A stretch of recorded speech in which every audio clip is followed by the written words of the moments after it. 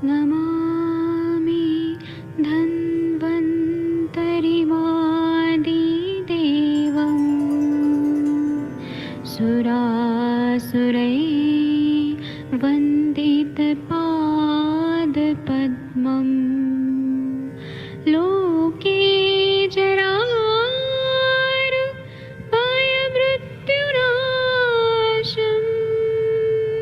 दातारमीशं विविधौषधीनां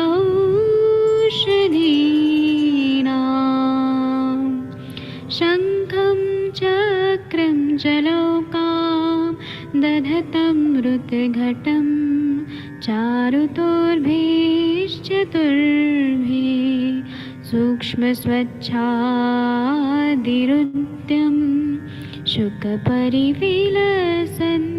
मौलिमम्बोजनेत्रं कालाम्बोदोज्ज्वलाङ्गं कटितटविलसत् चारुपीताम्बराढ्यं वन्दे धन्वन्तरिन्तं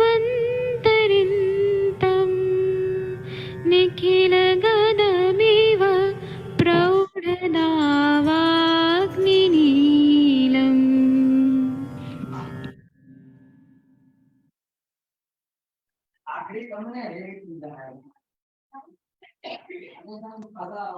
कोई भी सपना साकार करने के लिए सबसे जरूरी है सही कोच का होना। चुनिए आयुष दर्पण डिजिटल को और करें अपनी क्लिनिकल आयुर्वेद सीखने का सपना साकार। Download the app now.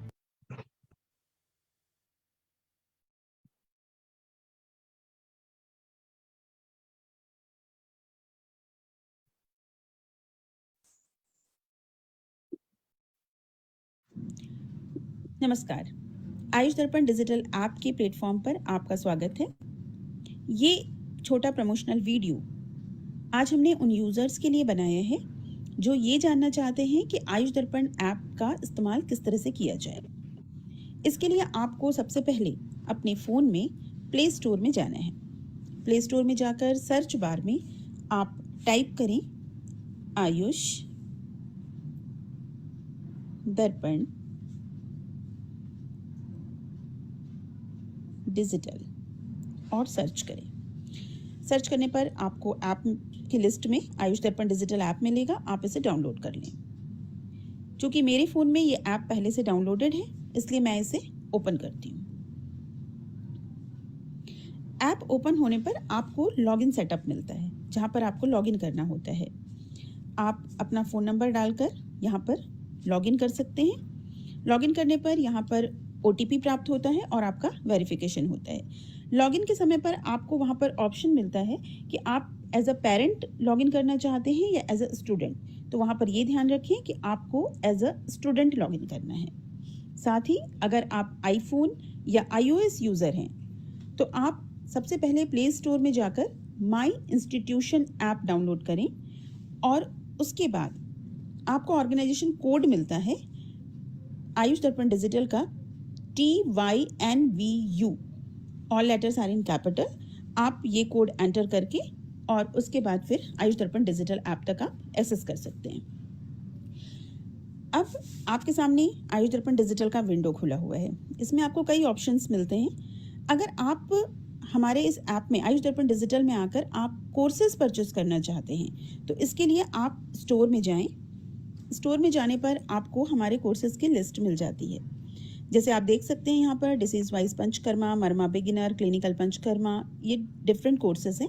आप व्यू ऑल कोर्सेज करके सारे कोर्सेज की लिस्ट आप देख सकते हैं। इसमें जैसे अगर आप कोर्स परचेस करना चाहते हैं हमारा डिसीज वाइज पंचकर्मा, आप कोर्स पर क्लिक करें। कोर्स पर क्लिक करने पर ये इसमें आपको कोर्सेज की डिटेल आपको मिल जाती हैं, कितने लेक्चर्स हैं, क्या हैं। अगर आपको कोर्स पसंद आता है तो आप इसे लाइक भी कर सकते हैं। और इसमें आपको 12 वीडियोज़ हैं। अब इसमें आपको अभी ऑफ़र है इस पर जिसमें आपको डिस्काउंट भी मिलता है। तो यहाँ पर कूपन कोड अवेलेबल है, आप कूपन कोड देखें, कूपन कोड सेलेक्ट करें और इसे अप्लाई करें। आपका कूपन कोड अप्लाई हो गया है। अब आप इसे बाय नाउ कर सकते हैं। इसमें आपने अपना स्टेट सेलेक्ट करना है, जैसे मैं उत्तराखंड सेलेक्ट करती हूँ। अब आप प्रोसीड टू पेमेंट करिए। पेमेंट में भी आपको यहाँ पर अभी विंडो ओपन होने पर आप देख सकते हैं कि आपको यहाँ पर मल्टीपल ऑप्शंस मिलेंगी। फिर यहाँ पर ये आपको जिस तरह से गाइड करते हैं आप उस तरीके से यहाँ पर अपने पेमेंट ऑप्शन को चूज करके आप इसे आगे प्रोसीड कर सकते हैं और इस कोर्स को आप बाय कर सकते हैं। उम्मीद है कि आपको ये प्रमोशनल वीडियो काफ़ी हेल्प करेगा हमारे इस ऐप को एक्सेस करने में। अगर आपको, तो हम उम्मीद करते हैं कि आज आप हमारे इस ऐप को ज़रूर डाउनलोड करेंगे। Thank you.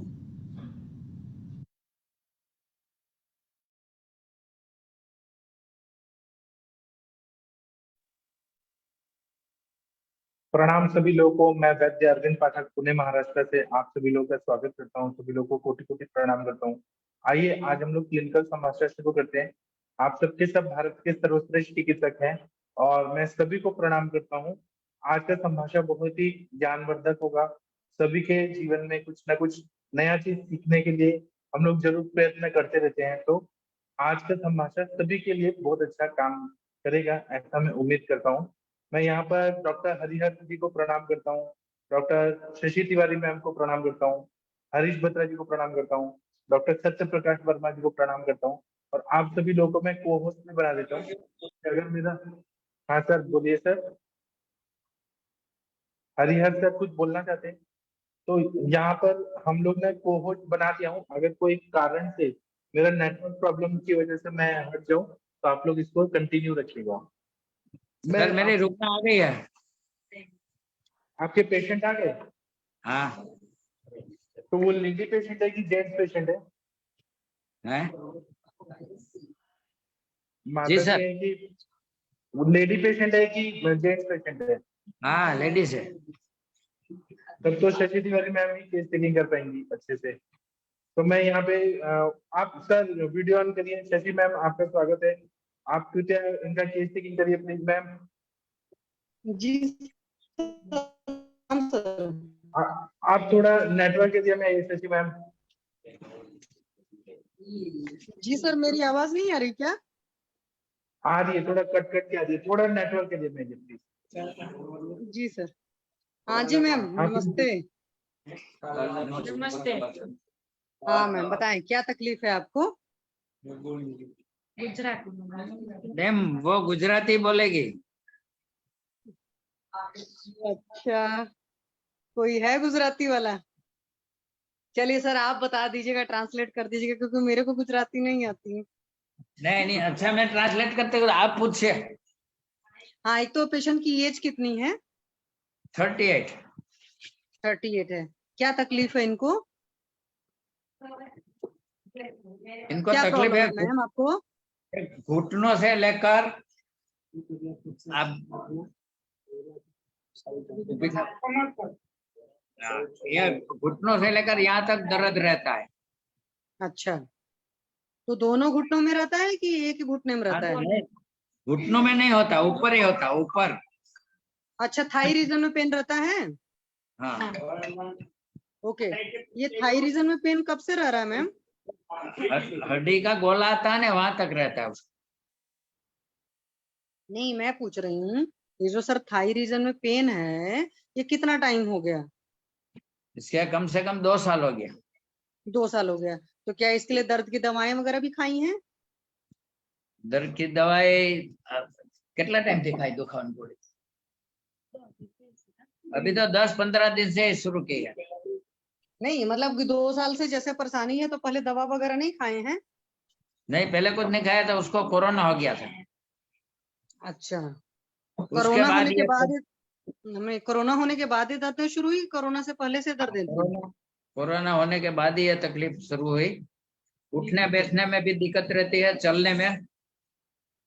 अच्छा, अपना पाँव एक ऊपर उठा नहीं सकती।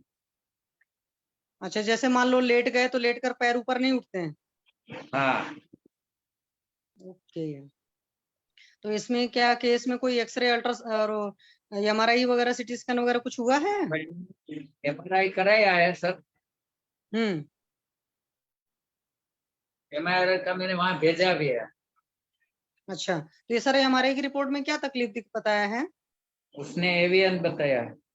अच्छा, उन्होंने एवियन बताया। चलो, तो एक बात दो, बताइए सर। दोनों हाँ पैर जी, में है। हाँ जी, हाँ जी। एक एक बात में बताएं। 3 स्टेज तक है, दूसरे में 2 स्टेज। अच्छा, वो तो अलग बात हो, वो तो मतलब पहले हमें देखना पड़ेगा कि इनके साइन सिम्टम क्या क्या हैं। हाँ जी।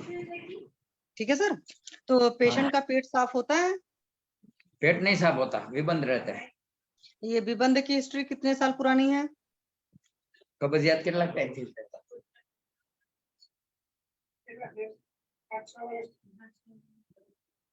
4-5 साल से है। 4-5 ऐसे साल तो पहले पेट ठीक रहता था? पहला हार मत।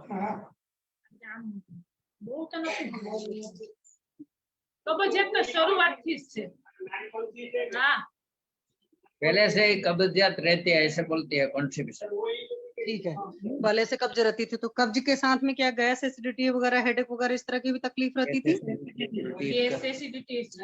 आगे एसिडिटी होता था।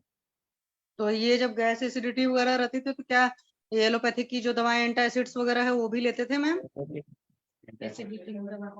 हाँ, वो लेती थी पहले। तो कितने साल लिया है मैडम?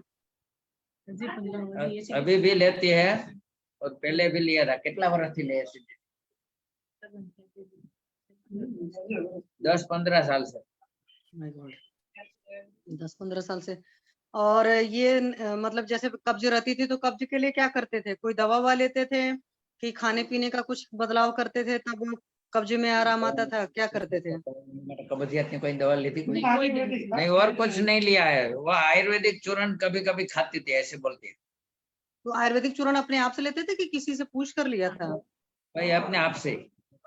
अच्छा सर, ये हाउस वाइफ है कि वर्किंग है मैम? नहीं, हाउस वाइफ है। हाउस वाइफ है। तो एक बार इनकी दिनचर्या बताएंगे, लगभग ये कितने बजे सोते उठते हैं सुबह? दिवासन की कितनी हिस्ट्री है? कितने बजे उठे? सुबह में 7 बजे उठती है और रात को 10 बजे सो जाती है। अच्छा, और दिन में कितने घंटे सोते हैं? दिवस ની નિંદર કરે કેટલી ઘણી? 1 કલાક। दिन में 1 घंटा सोते हैं। अच्छा, दिन में 1 घंटा सोते हैं। और ये पेशेंट वेजिटेरियन है नॉन वेजिटेरियन? है वेजिटेरियन और non vegetarian sir? Non vegetarian है। Vegetarian non vegetarian, okay. नहीं, तो ये जो वेजिटेरियन। Vegetarian, okay. अच्छा सर, ये जो खाना वाना खाते वेजिटेरियन हैं तो भूख लगने से खाते हैं कि टाइम हो गया सो खाते हैं? भूख लगे तो खा के, हमने पण खाए। उसको भूख तो लगती ही नहीं है। अच्छा, भूख लगती नहीं। कितने साल से भूख नहीं लगती है? कोरोना પછી 2 साल से। अच्छा, उसके पहले भूख अच्छी लगती थी? हाँ, पहले अच्छी लगती थी। नहीं, क्योंकि कब्ज की पुरानी हिस्ट्री इसलिए पूछ रही हूँ मैं कि क्या भूख हाँ, बढ़िया लगती थी जो खाते थे? क्योंकि जो खाएं अगर वो सही से पचे तो कब्ज नहीं होनी चाहिए, है ना? तब तो भूख अच्छी लगती थी और उसी हम्म। टाइम कुछ तकलीफ नहीं थी। अच्छा, और इनके बच्चे मैरिड हैं कि अनमैरिड हैं सर? कितना छोकरा है? एक छोकरी है, एक 18 साल की एक लड़की है और एक लड़का है, 15 साल का लड़का है। अच्छा है, तो नॉर्मल डिलीवरी है बच्चे की सिजेरियन है? नॉर्मल थी, बस सब नॉर्मल हो गई। अच्छा, पीरियड उरियड ठीक से आते रहे मैम को? नहीं, पीरियड कितना साल की बंद है? 2 साल। जब से कोरोना हुआ तब से पीरियड नहीं आता। आता है लेकिन दिन में एक स्पॉटिंग होता है बस। ये तो बहुत बड़ा हेतु है सर, ये तो बहुत बड़ी परेशानी है। हाँ, और दुर्गंधित होता है बहुत। हाँ, तो जब वो एक दिन होता है, अभी 38 की एज है ना मैम की, और 2 साल से ऐसा हो रहा है, तो 2 साल का कचरा तो बॉडी में ही भरा पड़ा हुआ है ना? हाँ। और 2 साल में उसका वेट 10 किलो बढ़ गया। अच्छा, 2 साल में वेट भी बढ़ गया। तो सर कोई अल्ट्रासाउंड वगैरह भी कराए हैं मैम का? नहीं। क्या बोले? अल्ट्रासाउंड वगैरह भी कराया है मैम का? सोनोग्राफी? हाँ जी, हाँ जी। नहीं, हमने कराया सोनोग्राफी नहीं किया है। अच्छा, ये तो सर एक अल्ट्रासाउंड जो है ना यूएसजी पेल्विक ऑर्गन टीवीएस करवा लीजिएगा, है ना? तो उससे आपको थोड़ा सा और आइडिया लग जाएगा कि स्कैंटी पीरियड इनको क्यों है। पहली बात है। दूसरी बात, एक बात है, इनका मूत्र बेगावरोध की हिस्ट्री तो नहीं है सर? पूछिए जरा। मूत्रा वेगावरोध की नहीं है। और ये वो जो पक्का? हम संडास पेशाब लग गया न गया वही बने नहीं, ऐसी कोई नहीं है। नहीं, जैसे किसी काम में किचन में फंसे हुए हैं तो नहीं यूरिन आया नहीं, तो 2-4 मिनट ऐसे इधर नहीं। उधर या कॉलेज या स्कूल हाउस टाइम वाइफ में है तो सारी चीजें। वो तो ऐसा कुछ नहीं हुआ है। हम्म, क्योंकि पीरियड के साथ हमेशा मूत्रावरोध की हिस्ट्री मिलती है, इसलिए मैं पूछ रही हूँ। वो बोलती है कि वो पेशाब की कोई तकलीफ नहीं है। अच्छा, टेंशन कितना लेने की आदत रही है? बिल्कुल नहीं टेंशन करे, कहीं चिंता। मस्त रहते हैं? हाँ, वो तो बोलती है कि नहीं टेंशन ले। नहीं, देखिए मैम, कोई बीमारी होती तो उसके कुछ ना कुछ कारण होते हैं, ठीक है। और अगर स्ट्रेस रहता है तो उससे भी पीरियड मतलब प्रॉब्लम आती है। स्ट्रेस से तो वैसे भी 50 चीजों की तकलीफ होती है। अभी भी स्ट्रेस में नहीं है, ये उसको नहीं ये बोला ना कि ये दोनों फीमर वो बदलने पड़ेगा, ये तकलीफ है, तो भी उसको कोई चिंता नहीं है। पक्का? अभी भी नहीं। अच्छा, आपको हिंदी बिल्कुल नहीं समझ में आती? है? वो हिंदी बिल्कुल नहीं समझते? आपको पूछना है तो बोलो। वही तो मैं पूछ रही हूँ, हिंदी बिल्कुल नहीं समझ में आती उनको? वो बोलते हैं कि नहीं आती। तो इंग्लिश आती है मैम? नहीं, इंग्लिश तो नहीं आती। अच्छा, कोई सर बड़ी बीमारी हो, कोरोना के पहले कुछ और भी, कोरोना जब उनको हुआ था तो एडमिट वगैरह भी हुए थे? हाँ, कोरोना में कोई बीमारी थी मोटी का? कभी कभी कमर दुखती थी, ऐसे बोलते हैं। पेशाब ठीक आती थी? पेशाब में तो कोई दिक्कत नहीं है, कभी कोई वक्त है कहीं, कभी भी नहीं हुई। कभी पीलापन ज्यादा हो, कभी जलन हो, कभी लक्कर आती हो, कभी ताकत लगाना पड़ता हो? नहीं बीच में उस बोलते हैं कि उसको वो स्टोन हुआ था, अश्मरी। अश्मरी यूरिन में? हाँ, किडनी स्टोन था तो कोई ऑपरेट हुआ था कि ऐसे ही निकल गया था? वो उसने देसी दवाई खाई थी तो उसको निकल गया, उसी टाइम से नहीं है कोई तकलीफ। अच्छा, तो क्या हुआ? पानी कम पीते थे कि क्या था वजह, कि ज्यादा रात भर जागते थे नहीं, या यूरिन? रात्रि जागरण तो कभी नहीं किया। वो बोलती है, मैंने पूछा था तो कि कभी पानी कम पीती है, ये बोलते हैं। नहीं, प्यास लगने पर तो पानी पीते हो ना, कि प्यास लगी तो पानी नहीं पीते हो, इग्नोर करते हो? रोज न पीती એટલે तरस लगती है, जो प्यास लगती है तो पीती है तब। अच्छा, क्योंकि सर कोई भी देखो बीमारी होगी तो पहले हेतु होगा, हेतु के बाद ही होगा ना बीमारी, बगैर हेतु के तो नहीं होगा। हेतु में तो यह विबंध मिलता, अभी मिलता है, और ये उसका नहीं, विबंध के लिए भी तो हेतु बनेंगे बहुत सारे। पीरियड की हिस्ट्री रहती है अभी 2 साल से। अच्छा, और कोई नींद उठ कैसी आती मैम आपको? नींद अच्छी आ जाती है, बोलते हैं। ओके, और कुछ ऐसा कुछ बड़ी बीमारियां होती रही हो, या साल भर में 2-4 बार बुखार होने की आदत रही हो, या सर्दी नहीं। जुकाम जल्दी लग जाता हो?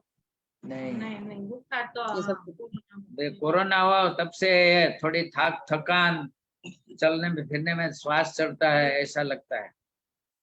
अच्छा, और ये तो सर्दी खांसी जुकाम वगैरह की तो नहीं प्रॉब्लम रहती थी मौसम चेंज होने पर? बोलते हैं कि कफ रहते हैं, वो कफ स्वर की वजह से बात में ये हुआ। तो ये कफ रहने की परेशानी कब से है? कोरोना। अच्छा, सारी चीजें कोरोना से। तो कोरोना की दोनों वैक्सीन लगी है मैम आपको? वैक्सीन भी ले ली, हाथ दोनों ले ली। ओके, और कोरोना की वैक्सीन लेने के बाद ये दुनिया भर की परेशानी आपको शुरू हुई है ना? हाँ, उसके पहले आप ओके थे बिल्कुल? कोविड में 10-15 दिन जोर से बोल रहे। कोविड के टाइम में 10-15 दिन एक थी। चलिए, अच्छा, गुस्सा ज्यादा आता है कि क्या है, गुस्सा आता है कि खुश ज्यादा रहते हैं? माजी में गई तो गुस्सा आता तो चिल्लाते हो कि पी जाते हो? चिल्लाते हो। राइड पड़े हम कोई हाँ, कभी गुस्सा करते हैं सब। अच्छा, चलिए ठीक है। सर मेरी तरफ से तो हो गया, और किसी को कुछ पूछना है तो प्लीज पूछे इनसे। एक बार इनको बोलिए कि ये थोड़ा चल के दिखाएं। एक डॉक्टर बार मैम हरिहर आप चल के सर, दिखाएं।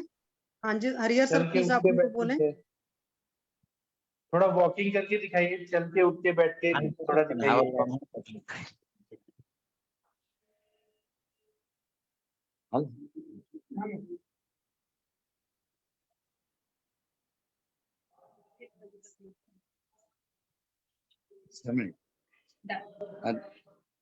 लेफ्ट साइड में उसको दर्द रहता है चलने में, राइट साइड में भी कम है तो खरा। और चलाऊं ठीक सर? है, अब नहीं, बस बस समझ गया सर। इनको ना आप क्या करिए, पहले तो दीपन पाचन अनुलोमन ऐसे देना है। इनको भूख लगना जरूरी है, इनको बिना भूख के खाना खानी है। पूरा आम बात जैसे संप्राप्ति लग रहा है, आम बात से शुरू हुआ है, और हाँ। आम इतना ज्यादा है कि वहां पे जो फीमर बोन का जो हेड है वहां तक ब्लड सर्कुलेशन नहीं हो रहा है ना। तो पहले तो इनको बिना भूख के खाना नहीं खाना है। इनको आप ना 2-3 दिन के लिए मुद्ग यूज जो रहता है, मूंग दाल का पानी और चावल का पानी, या टोमेटो सूप, वेजिटेबल सूप, या लौकी का सूप, ऐसे कुछ तो ऐसे दे दीजिए कि ये पी के रहे, बिना भूख के बिल्कुल खाना नहीं खाना है। खाने हाँ जी। में आप टैबलेट में पहले आरोग्यवर्धनी वटी या लक्ष्मीनाथी वटी या शंखवटी, इन सब में ऐसे कोई, या दाढ़ीमास्टर चूर्ण, कीवास्टर चूर्ण, लवण भास्कर चूर्ण, ऐसे कुछ दीपन पाचन पहले दीजिए 1 हफ्ता के लिए, हाँ। 1 हफ्ता या 2 हफ्ता। तो ये जब शंखवटी, हाँ, आम पाचन देने के आम पाचन वटी भी दे सकते हैं सर। आप कैसे भी इनका आम पाचन करना है, दवाइयां तो बहुत सारी हैं, आपको इनका आम पाचन करना है और बिना भूख के खाना नहीं खाना है, ठीक है। हाँ जी। दूसरा बात यह है कि इनको पेट साफ करने के लिए कुछ दवाई दीजिए। आपके पास क्या है? अभिपत्ति का चूर्ण, त्रिवित लेहम, क्या है आपके पास पेट साफ करने के लिए? हाँ सर, अविपित कर है, स्वादिष्ट विरेचन चूर्ण है। हाँ, उसमें से आप एक दवाई इनको दे दीजिए, रात को रोज लेना है। इनका पेट साफ होना पंचशकार, बहुत जरूरी है। पंचशकार भी है। हाँ, हाँ, उसमें से आप चूज करिए आप क्या देना चाहते हैं, हाँ। ठीक है। फिर उसके बाद जब इनको भूख लगने लगेगा, अग्नि अच्छा हो जाएगा, तो कोई आशा ऐड कर दीजिएगा। फिर उसके बाद में आपको बस्ती चिकित्सा देनी है इनको, और घृतपान कराने जब अग्नि अच्छा हो जाएगा तो घृतपान में आप गुगुल तिक्त घृतम या महातिक्त घृतम, तिक्त रसात्मक वाले घी का सेवन कराइए जब भूख लगने लगेगा तब। अभी नहीं देना है सर। हाँ, वो तो फिर उसके भूख बाद लगने में, के बाद ही देना है ना। हाँ, और बस्ती में आपको तिक्तक क्षीर बस्ती, तिक्तक क्षीर बस्ती एक दिन देना है, नेक्स्ट डे आपको। और तिक्तक क्षीर बस्ती आपको मालूम होगा कैसे बनाते हैं। तिक्तक हाँ। क्षीर बस्ती में थोड़ा सा घी डाल के देना है, महातिक्त या महापंचनिम्बादी, ऐसे घी डाल के तिक्तक क्षीर बस्ती देना है। अल्टरनेट डेज में आपको इनको पेन कम करने का कुछ जैसे धानवंतर तेल या लाक्षा तेल या शीरबला तेल, ऐसे तेल देना है, अल्टरनेट डेज देना है। और अगर आप ना इनका अभी से भी दे सकते हैं, बाद में भी दे सकते हैं, कुछ गूगल कल्प दे सकते हैं, जैसे कि महायुद्ध गूगल, त्रयोदशा गूगल, लाक्षा गूगल, लाभा गूगल, कैशोर गूगल, ऐसे गूगल कल्प देना है। अगर रसकल्प देना चाहते हैं तो महाभारत उदंतक रस, वादगज अंकुश रस, एकांक वीर रस। स्वर्ण कल्प देना चाहते हैं तो बृहत्वा चिंतामणि, त्रैलोक्य चिंतामणि, सिद्ध मकर ध्वज, स्वर्ण मालिनी वसन, ऐसे कुछ दे सकते हैं। और इनको क्लियरली बता दीजिए कि मिनिमम इनको 4 महीना, मैक्सिमम 1.5 साल लगेगा पूरा ठीक होने में। हाँ, 1.5 लेकिन साल हर, मैंने बोला है कि हाँ 1.5 साल तो लगेगा कम से कम। हाँ, अब एक हर रोज ट्रीटमेंट से इनको पॉजिटिव रिजल्ट आएगा। पहले दिन ट्रीटमेंट लेंगी तो अच्छा रहेगा, एक एक महीने का देखेंगे तो इनको अच्छा लगेगा। लेकिन ये बीमारी बनने में बहुत साल लग गया है, ठीक होने में भी बहुत टाइम लगेगा, हाँ। ठीक है। हाँ। अभी आप लोग, हाँ, यहाँ पे बहुत सारे श्रेष्ठ चिकित्सक लोग हैं, कुछ ऐड करना चाहते हैं तो कर सकते हैं इनके केस में। शशि मैम आप कुछ ऐड करना चाहती है तो कर सकते हैं। माधुरी मैम, मंगला मैम, कुछ ऐड करना है चिकित्सा में? सर अभी तो आप बताएंगे, कोई प्रॉब्लम है इनको? सॉरी मैम, प्लीज एक एक करती, हाँ, माधुरी मैम आप सर बोलिए। रक्त मोक्षण और कंठास्त्र वगैरह दे सकते हैं क्या इसमें कुछ? हाँ जरूर दे सकते हैं। कनकासो और रक्त मोक्षण करना है पहले, आम का पचन होने के बाद तेरे से ज्यादा फायदा होगा। हाँ बराबर है।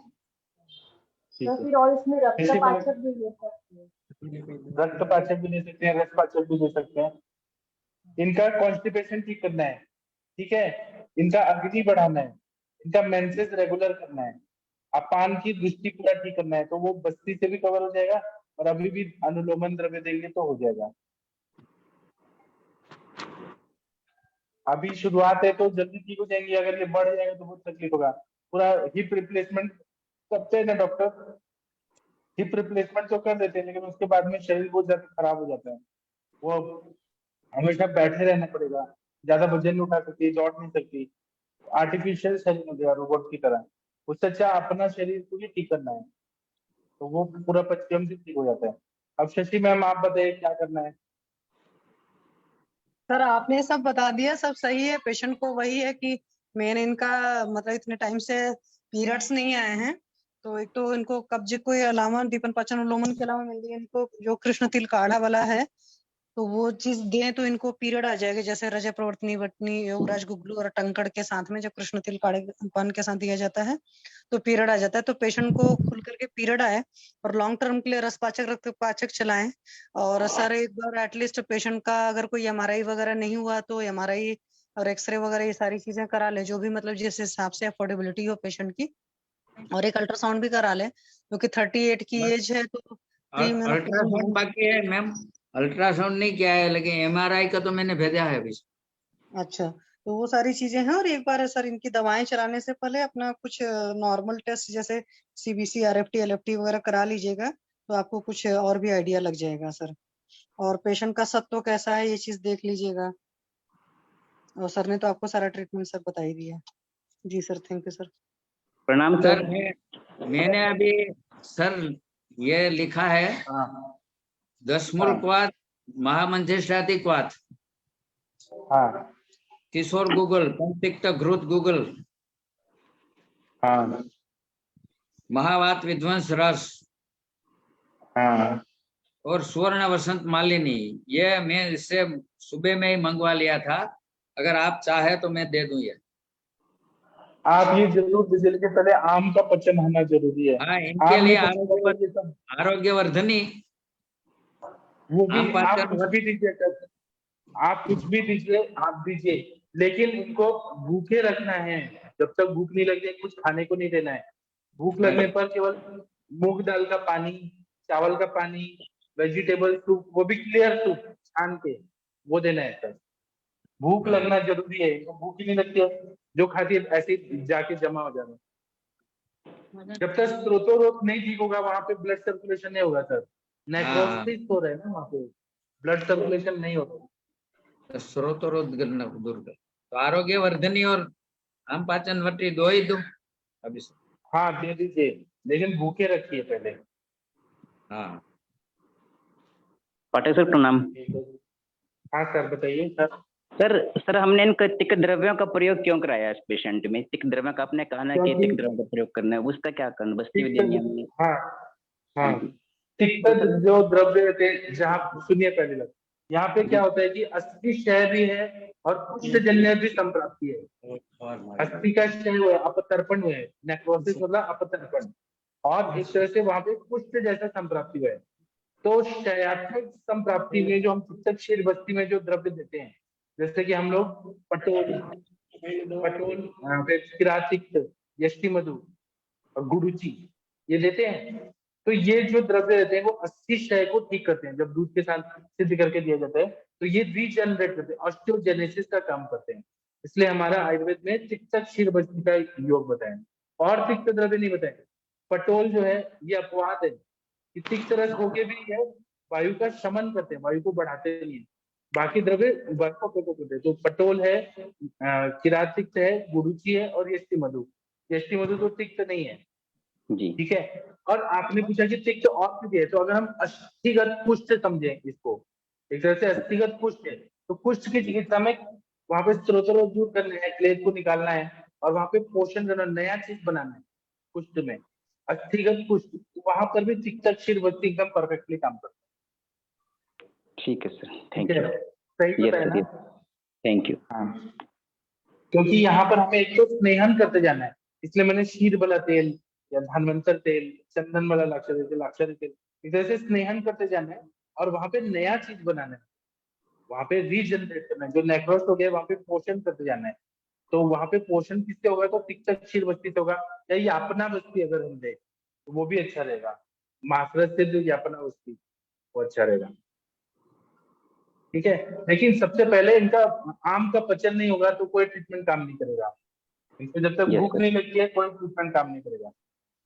यस सर, हाँ, थैंक यू सर। क्योंकि आम इतना ज्यादा है कि वहां पर वो ब्लड सर्कुलेशन को हैम्पर कर रहा है, ब्लड जा ही नहीं रहा है फीमर बोन के हेड तक, वहां जा ही नहीं रहा है, इसलिए इनको, ठीक है।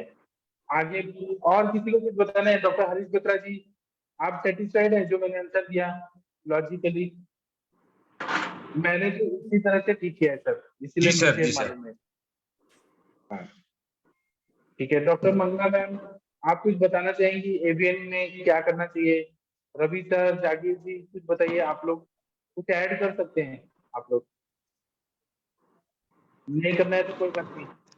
डॉक्टर हरिहर सर, आपका म्यूट हो गया है।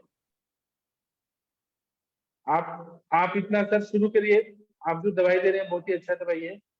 हरिहर सर सुन रहे हैं क्या? हाँ सर, सुन रहा हूँ। अगर मिल जाएगी नहीं तो मैं वहां से मंगवा सकता हूँ। हाँ ठीक है सर, तो आप इनको बोलिए कि ये ठीक हो जाएंगे मिनिमम 4 महीना, मैक्सिमम 1.5 साल लगेगा, लेकिन ठीक हो जाएंगे पूरा। हाँ। ठीक है sir, thank you. Thank you sir. हाँ, अभी आप नया केस और लगेगा तो जरूर हमें बताइएगा। ओके और sir, okay doctor sir. Harihar sir, आपके पास जो केस शीट होगा, केस शीट भी भर दीजिए प्लीज। क्या? केस शीट जो है ना मेरा पीडीएफ में, केस शीट, हाँ, केस का शीट जो है, मैं अभी, मुझे भेज देना, मैं उसे बना ले लूंगा कॉपी कटा। डॉक्टर हरीश बत्रा जी आपके पास है ना? कृपया एक बार ग्रुप में भेज दीजिए ना हाँ सर, मैं भेज रहा हूँ। केस। हाँ, तो वो केस शीट भरना बहुत जरूरी है। और एमआरआई एक्सरे, शशि मैम ने से ही कहा कि एक बार एमआरआई एक्सरे निकाल लीजिए, ताकि हमें बाद में आफ्टर ट्रीटमेंट क्या इंप्रूवमेंट है वो दिख जाएगा एक्सरे में। सर या MRI तो MRI अभी 1 हफ्ता भी नहीं हुआ। ये MRI भेजा ना मैंने, वहां पे भेजा अभी, ठीक है, उसको सही है। तो आप 10 हाँ दिन ही हाँ हुआ। बोलिए। ठीक है, तो वो रिपोर्ट रखिए सर, फिर 3 महीने बाद फिर चेक करना है, फिर देखना है। हाँ हाँ, वो मैं सुबह में ठीक है, भेजूंगा, या अभी तो मैंने भेजा है ग्रुप में। तो ठीक है सर, ठीक है। और मंगला मैम मुझे शुंठी सिद्ध एरंड तेल भी दे सकते हैं, बहुत बढ़िया बताया आपने मैम। आम का भी पचन करेगा, अनुलोमन भी करेगा, स्नेहन भी करेगा, बहुत बढ़िया बताया आपने, दोषों को भी निकालेगा। ठीक है doctor Harihar sir, proud of you sir, आप इनको करिए और हमें भी बताइएगा कि क्या रिजल्ट है। Okay sir, thank you. हाँ, अभी हम आगे बढ़ते हैं। Thank you sir. किसी को कोई और चीज बताना है, पूछना है तो बता सकते हैं, पूछ सकते हैं, या इसमें कुछ ऐड करना है तो डिस्कस कर सकते हैं। आप सबके सब भारत के सर्वश्रेष्ठ चिकित्सक हैं, कोई भी शर्माएगा नहीं। हम ये ऐसा अपेक्षा नहीं करते हैं कि आप भगवान धन्वंतरी हैं, आप न जो भी है हमारे लिए श्रेष्ठ हैं। तो आप में से कोई भी डरेगा नहीं, शर्माएगा नहीं, जो आपको मन में आता है वो यहाँ पर शेयर कर सकते हैं। आपको क्या लगता है और क्या देना चाहिए? हरीश बत्रा जी, आप कृपया बताएंगे नहीं सर। आपको क्या लगता है? ठीक है, फिर हम आगे बढ़ते हैं। थैंक यू शशि मैम, आपने बहुत अच्छा केस टेकिंग किया। मैं कुछ बताना चाहता हूँ कि कृमि की चिकित्सा, इसमें चरक विमान स्तन में 7वां चैप्टर में 14 नंबर का श्लोक में कृमि की सामान्य चिकित्सा क्या बताइए? क्योंकि पेट में कीड़े होते हैं अलग अलग तरह के, पुरुषज कृमि, कफज कृमि, अलग अलग कीड़े होते हैं। तो चरक संहिता में चरकाचार्य जी ने बताया है कि तत्र सर्वक्रियाणाम अपकर्षण विवादिता कार्यम तथा प्रकृति विघाता अनंतरम निदानोक्तानाम भावानाम उपसेवनमिति। इसका मतलब यह है कि प्रारंभ में अगर हमें पता चला है कि कृमि का इतिहास है, पेट में कीड़े हैं, तो आपको अपकर्षण से बाहर निकलना चाहिए। उसके बाद में उसके उत्पत्ति का कारण का नाश करना है, हेतु का नाश करना है, मतलब प्रकृति विघात करना है। उसके बाद निदान में बताए गए कारणों का त्याग करना चाहिए। तो चिकित्सा सूत्र यही है, अपकर्षण मतलब वहां से कृमियों को बाहर निकालना। दूसरा प्रकृति विघात मतलब हेतुओं का नाश करना। तीसरा निदान परिवर्जन, वो चीज ना ही खाएं, इसको ध्यान में रखना है। अपकर्षण के दो टाइप बताए हैं। अपकर्षण है या तो यंत्र से खींच खींच के निकालिए, अगर जैसे गुद भाग में कृमि है, छोटे छोटे सब जमा है, हमें दिख रहे हैं, तो हम यंत्र से खींच के निकाल सकते हैं, या फिर मेडिसिन से हमें कृमियों को निकालना है। अब औषधि द्वारा निकालना है, तो स्वस्थान में स्थित जो कृमियों को निकालने के लिए औषधि का प्रयोग किया जाता है, वो भी भेषज अपकर्षण 4 प्रकार के चरक में बताया। पहला बताया कि अगर सिर में कृमि है, अंदर मस्तिष्क में है, तो शिरोविरेचन कराएं या वमन कराएं, पूरे बॉडी से निकालने तो वमन कराएं, विरेचन कराएं, अस्थापन कराएं, या कृमिघ्न द्रव्य देखिए फिर विरेचन करा के सारे बॉडी को क्लीन करें। ये हो गया अपकर्षण चिकित्सा, कृमि चिकित्सा का फर्स्ट स्टेप। दूसरा बताया है कि प्रकृति विघात मतलब उत्पादक कारणों का नाश करना है, हेतु का नाश करना है। तो प्रकृति विघात के लिए हमें कटु रस, जो कृमि को बिल्कुल पसंद नहीं है, जो कीड़े होते हैं उनको मधुर रस पसंद होता है, उनको अभिसंधि और क्लेद वाले चीजें ज्यादा पसंद होते हैं। तो यहाँ पर हमें उल्टी चीजें देनी है, मतलब विपरीत, कृमि के ऑपोजिट। तो कटु रस मतलब तीखी चीज देना है, जैसे शुंठी हो गया, त्रिकटु हो गया, पंचकोल हो गया। तिक्त रसात्मक द्रव्य देना है, जैसे कि पटोल हो गया, कुटकी हो गया, विड़ंग हो गया, करंज हो गया, ऐसे तिक्त रसात्मक द्रव्य देने हैं। या कषाय रसात्मक द्रव्य, त्रिफला हो गया, वो कषाय रसात्मक होता है। इसी तरह से और भी बहुत सारे कषाय स्कंद में द्रव्य बताए, आरकवत हो गया, वो स्त्रंसन भी करते हैं और कषाय रसात्मक भी होता है। उसी तरह से क्षार का प्रयोग करना है, यवक क्षार, सज्जी क्षार, पलाश क्षार। पलाश क्षार जो रहता है, पलाश कृमि में बहुत श्रेष्ठ बताया, पलाश क्षार का प्रयोग करें। और उष्ण द्रव्यों का, जो वीर्य में उष्ण है, तो प्रकृति विघात अगर होगा, कृमि को उष्ण चीजें पसंद नहीं है, उष्ण वीर्यात्मक, तो अपने कृमि निकलते जाएंगे। और कफ और पुरुष के गुणों के विपरीत जो भी द्रव्य है वो प्रकृति विघात के लिए प्रयोग होता है। जैसे कि हम जौ का सेवन करें, जौ से अच्छे से पेट साफ होता है, ह्रास हेतु विशेष, इस हिसाब से हम लोग इसका प्रयोग कर सकते हैं। निदान, फिर तीसरा स्टेप है निदान में कहे हुए भावों का सेवन न करना, निदान परिवर्जन है। संक्षेपता किया है वो निदान परिवर्जन है, ऐसा ग्रंथों में बताया है। तो निदान क्या होता है, आज के जमाने में लोग क्या करते हैं कि बहुत ज्यादा मैदा के पदार्थ खाते हैं, उससे कृमि होते हैं। Bread, biscuit, idli, dosa, fermented चीजें खाना, ब्रेड खाना, चॉकलेट्स खाना, दही का सेवन करना, फिर मिल्क शेक पीना, विरुद्ध चीजें खाना, ये सारे कृमि को उत्पन्न करते हैं। आजकल के बच्चे जो हैं बहुत ज्यादा जंक फूड खाते हैं, ब्रेड का या मैदा का पाव वगैरह खाते हैं, ये सब बंद करना है। दूध का सेवन करना, दूध भी आजकल अच्छा नहीं आ रहा है, तो वो दूध का सेवन जो हो रहा है, बॉर्नविटा, हॉर्लिक्स, ये सब को डाल के जो लिया जा रहा है, उससे कृमि उत्पन्न होने के चांसेस बढ़ जाते हैं। जब ये हम प्रयोग करते हैं ना, तो कृमि अच्छे से ठीक होते हैं। एलोपैथी में डीवर्मिंग किया जाता है, लेकिन वो बार बार होते हैं, क्योंकि वहां पे प्रकृति विघात का कॉन्सेप्ट नहीं है, वहां पे निदान परिवर्तन का कॉन्सेप्ट नहीं है। उनको डीवर्मिंग करते हैं, लेकिन वो बार बार होते हैं, और वो कृमि से बहुत सारी व्याधियां और होती है, कृमि से अपस्मार तक व्याधि हो जाता है, तो उसको हमें ध्यान में रखना है। इसी तरह से रक्तज कृमि की चिकित्सा एक अलग चिकित्सा बताया है, उसमें बोला है चिकित्साएं अपेशम कुष्ठ ही समान, अगर कृमियों की चिकित्सा कुष्ठ रोग के समान करना चाहिए। तो हमें जैसे कि हम लोग फॉर एग्जाम्पल रक्तज कृमि,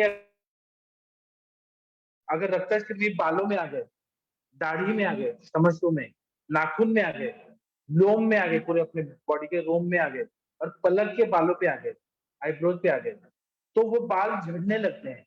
इतने बारीक बारीक कृमि होते हैं जो हमें माइक्रोस्कोप से दिखेंगे, लेंस से दिखेंगे, ऐसे दिखते नहीं है, और वहां पे व्रण कर देते हैं कृमि, छोटे छोटे बारीक बारीक कृमि होते हैं।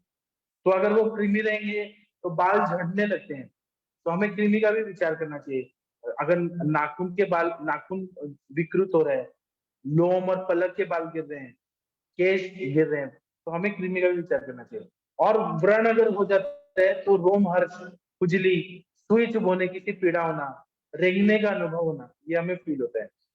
इसी तरह से अगर ये कृमि और बढ़ जाते हैं अंदर अंदर, अभ्यंतर कृमि, तो ये त्वचा को खा जाते हैं, पूरा स्किन को खा जाते हैं, सिराओं को खा जाते हैं, मतलब आर्टरीज वेन्स को खा जाते हैं, स्नायु को खा जाते हैं, मांस और तरुणास्थियों को खा जाते हैं। तो इसलिए इनकी चिकित्सा कुष्ठ रोग के समान करना चाहिए। कुष्ठ में हम लोग क्या करते हैं, तो हम लोग तिक्तक घृत ऐसे द्रव्य देते हैं, स्नेहन करते हैं, और वात के लिए, वातज पित्त के लिए और वात शामक जो द्रव्य बताए वो सब देते हैं। पित्तज और वमन विरेचन बस्ती नष्ट रक्त मोक्षण तो करते ही हैं। उसी तरह से हम लोग कुष्ठ की चिकित्सा में पंचतिक घृत गुगुल, गंधक रसायन, वृहद चिंता, वृहद हरिद्राखंड, ऐसे बहुत सारे कुष्ठग्न द्रव्य और कुष्ठग्न गण के द्रव्य वो सब देते हैं। तो हमें कॉमन द्रव्य निकालने जो कृमि पे भी काम करते हैं, जैसे करंज है, विडंग है, पलाश है, ये सब का प्रयोग हम करते हैं तो बहुत अच्छा फायदा होता है। इसी तरह से उत्पत्ति भेद से कृमि के कितने टाइप चरक में बताए हैं, माधव निदान में बताए हैं। तो पुरुषज कृमि, श्लेष्मज कृमि, रक्तज कृमि और ये बताएं मलज कृमि, ऐसे बताएं। स्वरूपानुसार 20 प्रकार के कृमि बताएं। और दूसरा क्या है कि चरक और सुश्रुत के श्लेष्मज कृमि जो है उनके नामकरण और वर्णन थोड़ा सा अलग है। हरिशिक्षा में सूची कृमि बताएं, मतलब जो सुई की तरह उनका आगे का भाग रहते हैं। या फिर धान्यांकुर कृमि बताएं, तो धान्य का अंकुर आते हैं उस तरह के कृमि हारित संहिता में बताएं। या अलग टाइप का बताएं, क्योंकि हारित के समय में सूची कृमि और धान्यांकुर कृमि ज्यादा मिलते थे। ये मैंने अपनी तरफ से कुछ बताया। अभी आप लोग कुछ बोलना चाहते हैं तो बोल सकते हैं, कुछ नया चीज आप लोग शेयर करना चाहते हैं आयुर्वेद की भाषा में तो बताइए, बोलिए। फिर शांत मत रहिए। आप लोग क्या करते हैं, मंगला मैम कृमि की चिकित्सा कैसे करती हैं, आयुर्वेदिक दवाइयों का क्या प्रयोग करते हैं, क्या करते हैं अपनी प्रैक्टिस में? सत्य प्रकाश वर्मा जी कृपया आप बताइए, कृमि का चिकित्सा में आप लोग कैसे करते हैं, क्या करते हैं? जागीर सिंह जी आप कैसे करते हैं? परवीन कश्यप जी कुछ बोले, ऐसे शांत मत रहिए। माधुरी मैम आप क्या करती है कृमि की चिकित्सा? सब विडंग अरिष्ट देती है। कितना मात्रा में देती है मैम? तो बच्चे को 1-1 चम्मच और बड़े को 3 या 4 चम्मच, 2 टाइप। अच्छा, तो केवल आप विडंगा रिश्ती देती हैं और कोई औषधि नहीं देती हैं चूर्ण में या टैबलेट फॉर्म में? सर टैबलेट फॉर्म में फिर अभिपत्तिकर में भी विडंग रहता है ना सर, मैं तो उसमें मिक्स करके हाँ। डिफरेंट विडंग चूर्ण या कपिकच्चू चूर्ण डाल के देती हूँ सर। जी, आप कृमि कुठार रस, कृमि मुद्गर रस वो भी दे सकते हैं। नहीं, वो टैबलेट में नहीं रखती सर, मेरे पास मैं चूर्ण में ही देती हूँ। चूर्ण अभिपत्तिकर में डाल के थोड़ा विडंग और कपिकच्चू डाल के देती हूँ, नहीं तो करंज ऐसे मिक्स क्लीन करके दे देती हूँ सर। तो बहुत अच्छा रिजल्ट आता है सर, और सिरप देती हूँ लिख जी। तो एक तो थी बच्ची 3 साल की, वो फार्मासिस्ट की बेटी थी, तो उसको 3-4 साल से ट्रेनिंग जाते ही नहीं थे, वो मेरे पास थी। तो मैंने सिंपल यही विडंगारिस पे ही दिया था सर, सांडे का। उसका जो गया, वो बोली अभी भी मिलती है ना तो अभी वापस नहीं हो रहे उसको। इतना अच्छा, मतलब अपना बहुत अच्छा सर है विडंगारिस। और ये चूर्ण भी दिए तो सिम। और दूसरा भी एक केस था, मैंने वो बताया था सर आपको, 25 ईयर पूरा क्रीमी मतलब पूरे बाहर थे, अंडर गार्मेंट में आते। तो उसको यही चूर्ण का कॉम्बिनेशन अच्छा खासा 2 टाइम खाने के लिए बोला था। उसका पूरा सर 15 दिन में मुझे ना फटाफट सब क्या क्या दिया था उनको, आपने क्या क्या दिया था मैम? विडंगा रिस्टोर क्या दिया था? ये अभिपत्तिकर में डाल के मैंने विडंग चूर्ण, कपिकच्चू, करंज, थोड़ा नीम भी डाला था ये। और विडंगा रिश्ते थे 2-3 बॉटल खत्म करने को बोले थे, एक खत्म होने के बाद दूसरे। और ये चूर्ण दिया था। फिर आम पाचन के लिए आरोग्यवर्धिनी वटी दी थी सर, आम पाचक वटी या मुस्तावती ऐसे करके दिया था सर, मैंने ये दिया था सर। और ये चूर्ण कॉम्बिनेशन दिया था सर, तो उसका बहुत मतलब एकदम ही ये हो गया सर, और भूख भी लगने लगी थी एकदम दुबली। 1-2 किलो के वजन बढ़ गया सर इसका, अच्छा हुआ सर। जी हाँ, पेशेंट खुश थे ना? हाँ खुश थी सर, क्योंकि सर लोअर स्ट्रेटा की थी तो उसको एकदम महंगा भी देके खुश थे। तो ऐसे ही चूर्ण कॉम्बिनेशन सिरप बाहर से लिख के दो तो हो जाता है सर। जी हमें अफोर्डेबिलिटी भी देखना पड़ता है, कितना उनको हाँ परवड़ता है सर, कितना नहीं। मेरे पास ना आते हैं ना तो बहुत बेचारे बहुत ही एकदम ये रहते, घर भी भाड़े पे बम्बई में, काम नौकरी एकदम 5-6 हजार की, तो फिर सब ये सोच के फिर सर हमको देखना पड़ता है ना उसको क्या परवड़ेगा सर। बराबर। ठीक है मैम, बहुत अच्छा बताया आपने। और कोई कुछ बोलना चाहते हैं?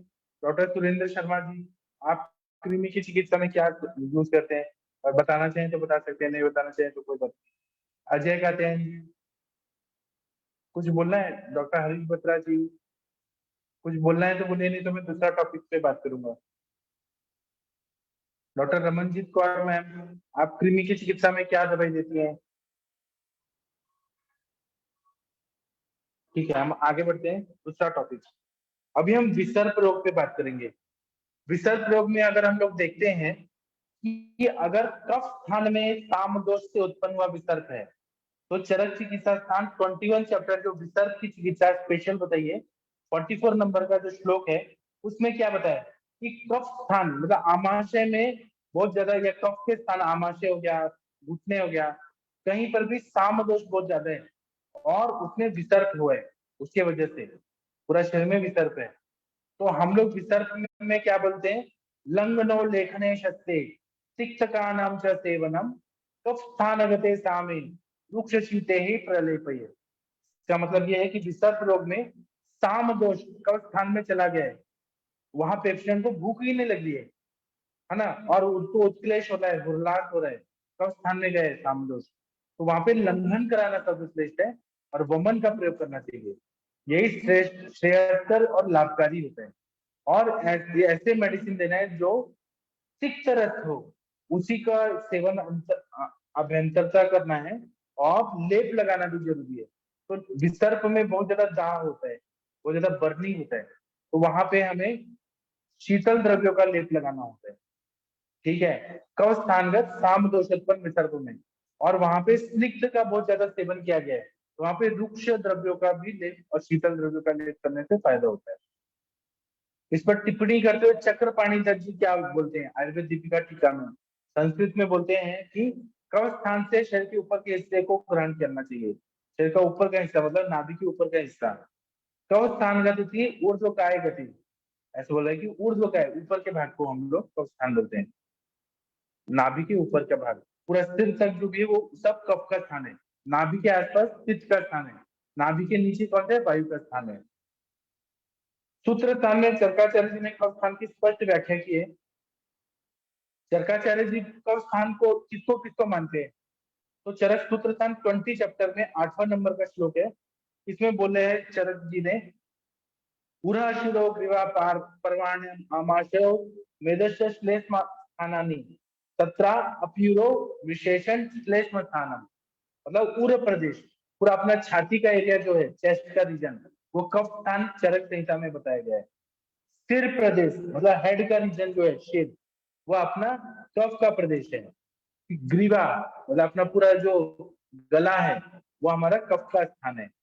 उंगलियों के पर्व मतलब जो अपने ज्वाइंट है, अपने उंगलियों के बीच का जो इंटरफेरेंजियल ज्वाइंट है या टार्सल ज्वाइंट के अंदर के जो भाग है वो सब कफ के स्थान है।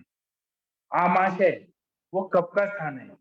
और मेद धातु, पूरा शरीर में जहां जहां मेद धातु है ये सब कफ के स्थान है। इसमें भी पूरा प्रदेश जो है वो कफ स्थान माना गया है। इसमें आमाशय का एरिया भी आ गया और हमारा पूरा चेस्ट रीजन भी आ गया, कफ का स्थान है। तो यहाँ पे अगर कफ चला गया है, साम दोष और कफ बहुत विकृत हुआ है, तो यहाँ पे लंघन पहले बताया, वमन बताया, फिर तिक्त रस का प्रयोग होता है, और शीतल लेप और रुक्ष लेप बाह्य चिकित्सा ऐसा विसर्प के लिए बताया है। उसी तरह से अष्टांग हृदयकार में साम दोष अगर कफ स्थान हो जाता है तो अशीतोष्ण चिकित्सा बताए कि ऐसा जो बहुत ज्यादा ठंडा भी नहीं है, बहुत ज्यादा उष्ण भी नहीं है, ऐसे लेपों का प्रयोग करने के लिए बोला है। हमें अशीतोष्ण ऐसे लेप बताना है।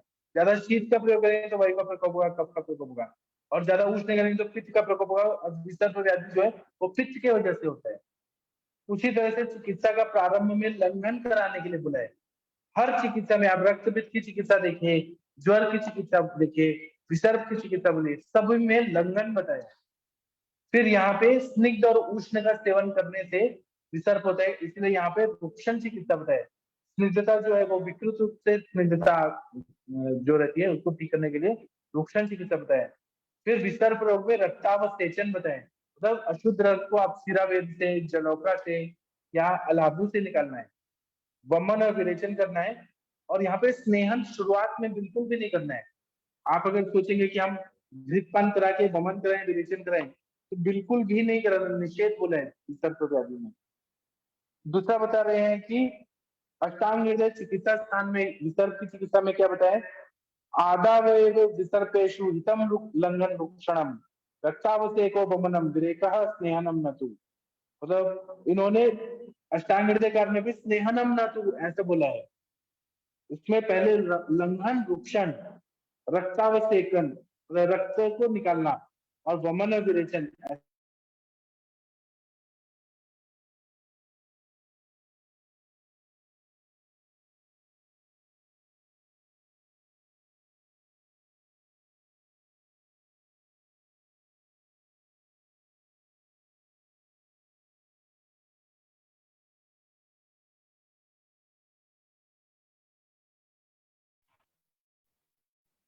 हाँ मतलब वो कोई फोन आ गया था अर्जेंट।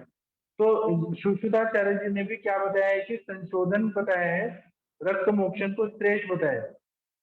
दूसरा, अगर विसर्प पक्व हो गया, व्रण उसके पक गए बहुत ज्यादा, तो व्रण चिकित्सा विधि के अनुसार चिकित्सा करने के लिए बोला है। सुश्रुत संहिता में चिकित्सा स्थान में 17वां नंबर का चैप्टर में क्या बोला है कि संशोधनम शोणित मोक्षणम च श्रेष्ठम विसर्पेषु चिकित्सतम ही। मतलब यहाँ पे रक्त को निकालना, दूषित रक्त को निकालना श्रेष्ठ चिकित्सा बताइए विसर्प में। संशोधन करने के लिए बोला है तो विरेचन कराइए, वमन कराइए, ये संशोधन चिकित्सा बताइए। धीमान व्रण क्रम में उपचार यथोक्तम, अगर वो पक गए विसर्प के जो ऐसे नोडुलर फॉर्मेशन हो गए और वो पूरे व्रण पक गए विसर्प में, तो वहां पे शोधन करना है और व्रण कर्म करना है। वो करने से पूरी तरह से ये ठीक हो जाता है। आप लोगों को कुछ बोलना है क्या ऐसे विसर्प के बारे में? तो मैं कुछ दूसरा टॉपिक आगे का बताता हूँ। कुछ बोलना है तो बोलिए, कुछ पेशेंट के बारे में बोलना है तो बोल सकते हैं, नहीं तो आप लोग मेरा सुनिए। अगर पित्त स्थानगत साम दोष से उत्पन्न विसर्प है, पित्त स्थान में गया, पहले मैंने कफ स्थान का बताया, पित्त स्थान में अगर गया है तो चरक चिकित्सा स्थान 21 चैप्टर में 45 नंबर का श्लोक क्या बताया, विसर्प रोग में साम दोष अगर पित्त स्थान में गए तो यहाँ पर भी लंघन कराया जाए। पित्त स्थान गते अप्येत साम्य सूर्य चिकित्सितम शोणितस्यावसेकम च विरेकम च विशेषता। पहले लंघन कराएं, फिर वमन कराएं, तिक्त रस का सेवन कराएं, और यहाँ पे रक्त मोक्षण जो है सबसे पहले कराएं और विरेचन का प्रयोग कराएं। दूसरा बताया कि पित्त का स्थान कौन कौन सा है, जैसे हमने कफ का स्थान देखा था, चरक ने बोला कि उरस स्थान है, शिर है, ग्रीवा है, पर्वों का जो संधि है, आमाशय है, ये और मेद है, ये कफ के स्थान है। पित्त के स्थान चरक संहिता में क्या बताया, तो पूरा स्वेद जहां पर भी पसीना आता है स्वेदवत स्रोतक, ये सारा पित्त का स्थान है। फिर रक्त धातु भी पित्त का स्थान है। लसिका जो लिम्फेटिक सिस्टम है अपना, वो पूरा पित्त का स्थान है। रक्त धातु पूरा पित्त का स्थान है।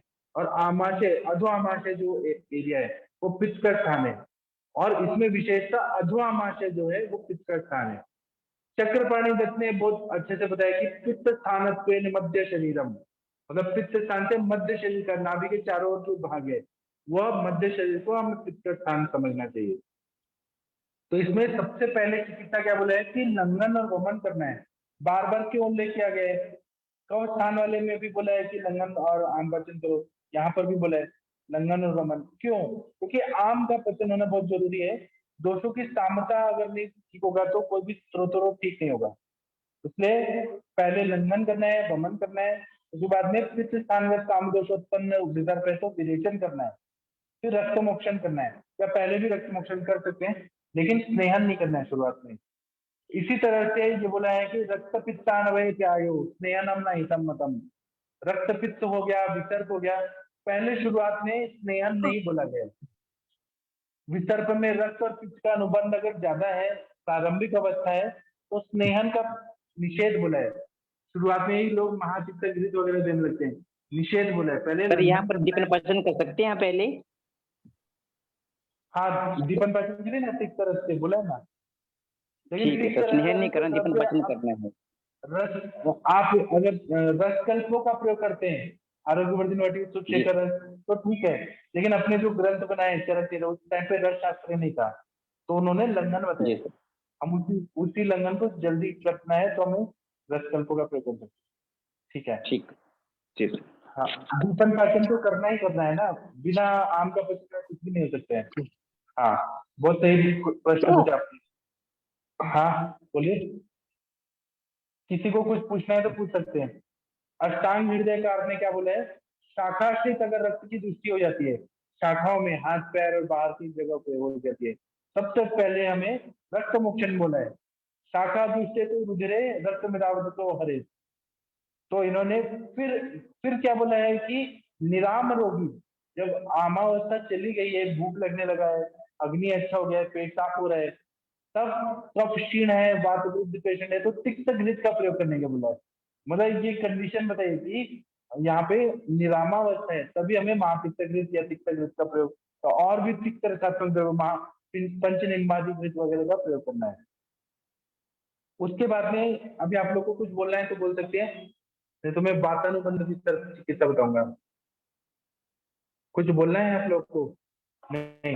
अब वातानुबंध, अगर वात स्थान में अगर विसर्ग रोग चला गया है तो ये बोला है कि मारुताशय संभूते अप्याद्य विरुक्षणम, मतलब वायु के स्थान में जो स्थिति अगर विसर्ग रोग हो गया है तो यहाँ पे रुक्षण की चिकित्सा करनी है। क्यों करनी है? कि यहाँ पे कहीं ना कहीं स्नेह जो है, स्निग्ध और उष्ण, ये तो मतलब पेशेंट ने ऐसा स्नेह युक्त चीजें खाई है तो वहां पे रुक्षण करना बहुत जरूरी है। अब ये कंफ्यूजन नहीं होना चाहिए कि रुक्षण करें तो वायु का प्रकोप होगा। वायु का स्थान है, लेकिन विसर्प व्याधि जो है, विसर्प व्याधि, उसके लिए विसर्प व्याधि के लिए स्नेह और उष्ण ये ज्यादा खाने की वजह से होता है, स्नेह युक्त पदार्थ खाने से होता है, इसलिए रुक्षण की चिकित्सा करना है। दूसरा है कि चक्रपाणी ने पक्वाशय के अधोभाग को वायु का स्थान माना है। चरक संहिता ने भी क्या बोला वायु के स्थान? तो बोला है बस्ती का एरिया जो है वो वायु का स्थान है। पुरीषाधान, लार्ज इंटेस्टाइन जो है पुरीष का आधान करने वाला एरिया वायु का स्थान है। कट्टी मतलब कमर, दोनों पैर, अस्थियां और विशेषकर पक्वाशय को वायु का स्थान माना है। वायु का स्थान में अगर दोष को भी तो अगर विसर्प होने लगे तो रुक्षण क्यों करना है, ये क्वेश्चन आता है। इसका स्पष्टीकरण चक्रपाणी दत्त ने नहीं किया है, लेकिन उसका यही है कि स्निग्ध का सेवन ज्यादा करने की वजह से ही विसर्प होता है। उसका हेतु में आप लोग देखिए चरक संहिता खोल के, तो स्निग्ध और उष्ण के सेवन से होता है। तो रुक्षण करने के बाद तिक्त घृत का सेवन करने के लिए ऐसा सभी ग्रंथकारों ने बोला है। ठीक है, अभी आप लोग को कुछ बोलना है तो बोलिए। सर वात का स्थान है ये, और हम यहाँ पर इसमें रुक्ष कर रहे हैं, रुक्षता कर रहे हैं, तो सर उसका वो कैसे करेंगे फिर? वात प्रकोप नहीं होएगा क्या? नहीं, व्याधि कौन सा है यहाँ पे? विसर्प व्याधि है।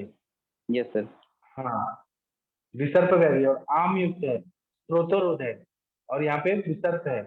तो सर यहाँ पे हमने आम का पाचन करना उसमें रुक्षता करके भी ना, यही हुआ फिर तो। हाँ, आम का पाचन करना है, स्नेहन बिल्कुल स्नेह की वजह से जो व्याधि स्रोतरोध कर है उसको पाचन करना है। ठीक, थैंक यू। दूसरा यहाँ पे लंघन नहीं बोला है, उसमें लंघन नहीं, रुक्षण बोला है। यहाँ पे लंघन कराएंगे, कुछ खाने को नहीं देंगे तो और वायु का प्रकोप होगा। ठीक है, आगे बढ़ते हैं। तो बोल रहे हैं कि विसर्प में रक्त और पित्त का अनुबंध रहता है। तो विसर्प में यदि रक्त और पित्त का अनुबंध होता है तो शुरुआत में स्नेहन का प्रयोग बिल्कुल भी नहीं करना है। विसर्प व्याधि को स्नेहन से मुक्त रखा है शुरुआत में, फर्स्ट स्टेज में। बाद में हमें तिक्त घृत या स्नेहन वगैरह करने को बोले। तो इसका उद्देश्य ये कि स्रोतोरोध नहीं हो और आम का पचन अच्छे से हो जाए, यही उद्देश्य के लिए स्नेहन का प्रयोग नहीं करना है। अग्नि अच्छा हो जाए, आम पच जाए, स्रोतोरोध ठीक हो जाए, तब हमें तिक्त घृत का प्रयोग करना है। तिक्त घृत इसलिए क्योंकि विसर्प में रक्त और पित्त का अनुबंध है, रक्त को भी ठीक करना है, पित्त को भी ठीक करना है, इसलिए तिक्त रसात्मक द्रव्य जो है वो आम का पचन करते हैं, और घृत है वो पित्त का शमन करता है, उष्णता तीक्ष्णता को बैलेंस करता है। इसीलिए यहाँ पे तिक्त घृत बाद में देना जरूरी होता है। इसी तरह से 5 स्टेप के फ्यूक स्टेप घृतपान और विरेचन का प्रयोग। वातोल बणे तिक्त घृतम पैतिके च प्रशस्यते लघु दोषे महादोषे पैतिके स्यात् विरेचनम। वात प्रधान वितर्क रोग है तो लंघन करा दिया हमने, वमन करा दिया। उसके बाद या पित्तज वितर्क में भी लंघन करा दिया हमने और वमन करा दिया, विरेचन करा दिया। उसके बाद जब दोष अल्प हो जाते हैं तब तिक्तघृत का पान कराना चाहिए। और पित्तज वितर्क में अगर दोष बहुत ज्यादा मात्रा में तो सबसे पहले विरेचन करा के फिर शरीर को शुद्ध करके तब तिक्तघृत का प्रयोग करना है।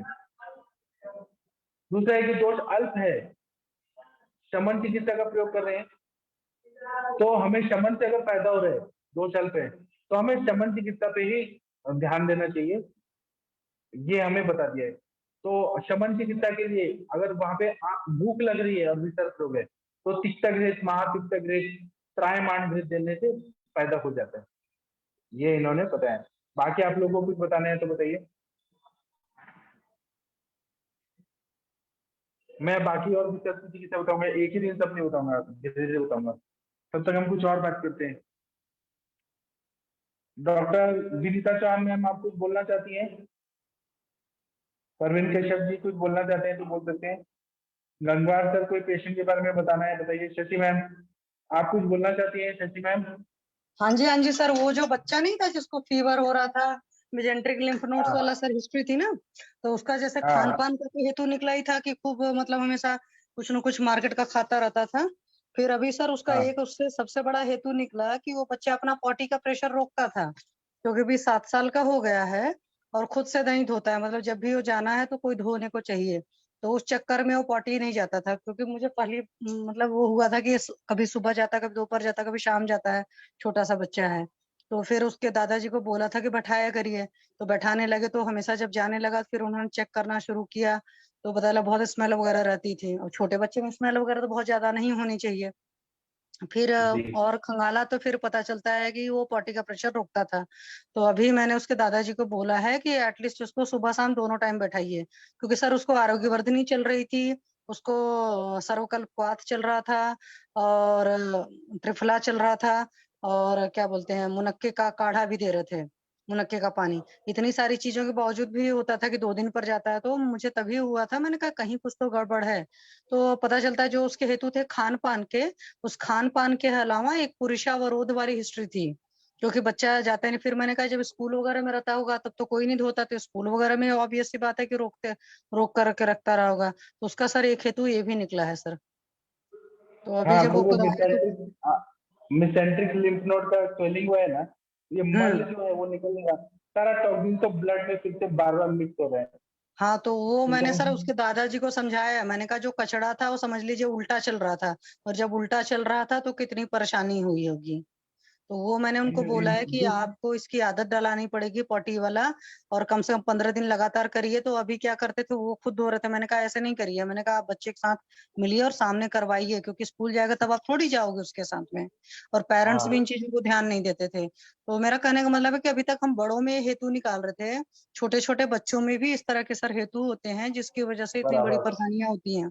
क्योंकि उसका सोचिए मेजेंट्रिक लिम्फ नोड्स था, उसके जीबी में भी प्रॉब्लम था, और अगर आपने देखा होगा तो उसके किडनी वाले पार्ट में भी अल्ट्रासाउंड में कुछ प्रॉब्लम आई थी। तो अब वही हो गया कि अपना मतलब जो है मूत्र की फॉर्मेशन जो होता है पक्वाशय में होता है, तो पूरा पक्वाशय दूषित था, इसलिए सारी प्रॉब्लम हो रही थी। जी सर। और विष चक्र जो है वो उसका साइकिल है, वो बार बार आ रहा था, रिवर्स हो रहा था। हाँ जी सर, वो होता नहीं है जैसे कोई पॉटी का प्रेशर रोकता है तो उसको वमन होता है, इसीलिए उस बच्चे को लूज मोशंस नहीं हुए थे एक भी दिन। जब कभी होता था तो वमन होता था, और उधर जैसे बुखार भी ज्यादा इसीलिए हो रहा था क्योंकि भाई अंदर कचड़ा पड़ा हुआ था, आम ज्यादा था। क्योंकि हम अधिकतर नित्य विरेचन देते हैं तो एक्चुअल पॉटी के रास्ते ही तो सब कुछ निकालने की कोशिश करते हैं। तो वो बच्चा होल्ड किए हुए था, छोटा सा बच्चा है, बहुत ज्यादा पैम्पर्ड चाइल्ड है एक्चुअली। तो फिर मैंने बोला है, मैंने कहा नहीं इसकी आदतें आप चेंज करिए, क्योंकि 7 साल का बच्चा तो बहुत बड़ा होता है। तो जी सर अभी थोड़ा टाइम लगेगा। अभी तक धोता नहीं है खुद? नहीं सर, वो इतने प्यार से नहीं पालते हैं लोग, कुछ ज्यादा नहीं हो जाता है। अब हमारे यहाँ तो 3 साल के बच्चे हैं वो तक धोते हैं। जैसे मैंने अपने बेटे को शुरुआत में आदत सिखा दी थी स्कूल जाने से पहले, भाई जैसा तैसा धो लेना स्कूल में, एटलीस्ट दाइयां न डांटे, सिर्फ इस वजह से। अब ये लोग पता नहीं इतने प्यार से पालते हैं अपने बच्चों को कि कहने की बात नहीं। था तो मैं 3rd स्टैंडर्ड में था और मैं फर्स्ट स्टैंडर्ड में अपने 2 बहनों को स्कूल लेके जाता था, उनको लंच टाइम में उनको टिफिन खिला के, उनको क्लासरूम में बिठा के, फिर उनको बैग धो के, बचपन से मैंने फर्स्ट स्टैंडर्ड से अपनी बहनों की रक्षा की है, 2 बहनों की। तो ये तो 7 साल गए, मैं थर्ड स्टैंडर्ड में था, तो ये तो मैं अपना सोचना तो कितना बड़ा हो गया था। तो सर वही तो सोचो, 7 ईयर का मैं वही तो सरप्राइज थी कि धोते दादाजी हैं। मतलब जब दादाजी धोएंगे तो जैसे अभी वो ऑफिस से आते हैं, उनकी नाइट ड्यूटी भी वो करते हैं, तो जब वो वहां से आते हैं तब उसको बैठाते हैं। अभी तो स्कूल गलत बात उसको है। नहीं जा रहा। हाँ तो सर उसी मतलब मेरा कहने का मतलब है कि बच्चों में भी वो पुरुषावरोध की अच्छी हिस्ट्री मिलती है, जिसकी वजह से ये सब तो तकलीफ होती है। इसमें जो दादाजी हैं उनको पहले समझाना पड़ेगा कि आप हटो, मोह माया मत करो। सर उसके पेरेंट्स तो देखते ही नहीं है, पेरेंट्स को देखना चाहिए मिलने की भाई ये बच्चा गया कि नहीं गया, वॉश कर रहा है कि नहीं कर रहा है, ये बात होती है ना। तो ये बचपन में ही बच्चों को पॉटी है मतलब ट्रेनिंग डालनी चाहिए। ध्यान देना चाहिए। जी मैम। फिर सर इसमें बस्ती दे सकते क्या बच्चे में अभी थोड़ा बस्ती देना चाहिए, लेकिन जो आदत मैडम बता रही है कि आदत खराब है ना कि दादाजी धोएंगे। हाँ बराबर है, पर नहीं मैम बस्ती वो देके उस थोड़ा वजह से रिलीफ हो रुके रहता जाएगा। है, मतलब आप आओगे, मतलब जैसे उसके दादाजी ऑफिस से आएंगे सुबह नाइट ड्यूटी करके, 8 बजे आए तो 8 बजे, 9 बजे आए तो 9 बजे, तब उसको बैठाते हैं, तब वो जाता है। तो मैंने 2-4 दिन पहले भी उनको आप समझाया था, मैंने कहा उनको एक कहानी सुनाइएगा कि जब ना कलयुग की शुरुआत हो गई थी ना, राजा परीक्षित ने ऐसा देखा कि कलयुग की शुरुआत हो गई है। तो एक कहानी है भागवत पुराण में कि उन्होंने देखा कि एक गाय है, वो अपने बच्चे को इतना चाट रही है, इतना चाटती है कि लहू लुहान कर रही है। तो जो मोह है ना कलयुग में बहुत ज्यादा होता है। तो ये दादाजी को मोह है अपने बच्चे पे कि नहीं नहीं उसको पॉटी साफ नहीं करना है, ये गलत चीज है। हाँ तो वो एक तो बार क्या सर हुआ, वही मैं आपको बता रही हूँ, जबकि वो लोग ऐसा नहीं कि बहुत रिच लोग हैं, बहुत गरीब लोग हैं, और उसके बावजूद आदतें बच्चे की नवाबों की तरह हैं, तो वो अरे चीजें गलत गरीब होती। लोग ही लाड करते बहुत, गरीब का मैंने हाँ हाँ, देखा है, मुझे ज्यादा ही लाड अभी भी करते। याद है मैम, एक लोग थे, शॉप थी उनकी, और अपने बच्चे को डेली मतलब चिप्स वगैरह खिलाते थे। और मुझे याद है कि 10-11 साल का बच्चा हुआ, तो मेरे ख्याल से उस टाइम ही वो 65-60 किलो का था। तो मैंने देखा था, तो मैंने एक बार मतलब ऐसे इनडायरेक्टली पूछा, तो कह रहे हैं यहाँ तो अमीर लोग तो रहते हैं सोसाइटी में, अपने बच्चों को चिप्स तक नहीं खिला सकते। तो क्योंकि उनकी शॉप थी भाई, उनकी तो बिक्री होती। लेकिन अब वो आप वही समझो कि जब आप ज्यादा मोह करते हो तो सिर्फ आप अपने बच्चों को बर्बाद करते हो और कुछ नहीं करते हो। और वही है ना, जैसे सर ने कहा कि ज्यादा गाय ने चाटा तो उसको लहूलुहान कर दिया, तो ज्यादा प्यार बर्बाद कर देता है बच्चों को। तो आगे से मतलब और हिस्ट्री एक अगर हम बार बच्चों की लेते हैं तो वहां पर भी ये चीज पूछना चाहिए कि बच्चा पॉटी रोज जाता है कि नहीं जाता है, और जाता है तो धोता नहीं है कि क्या है, वो भी मतलब आगे से पूछना चाहिए। ये मेरा कहना था। जी सर। एक चीज मुझे और बताना है, ये आप बताइएगा। एक बार क्या जी हुआ कि लॉकडाउन का पीरियड था, मेरे भाई की बेटी 4 साल की थी। तो एक बार क्या हुआ कि हम लोग ना पार्क में गए, तो मेरे पापा, मेरे भाई की बेटी और मैं, हम लोग पार्क में गए। तो पार्क में खेलते रही। उसके बाद ना मैं थोड़ा दूर चला गया, तो मेरे भाई की बेटी ना मेरे पापा के साथ थी।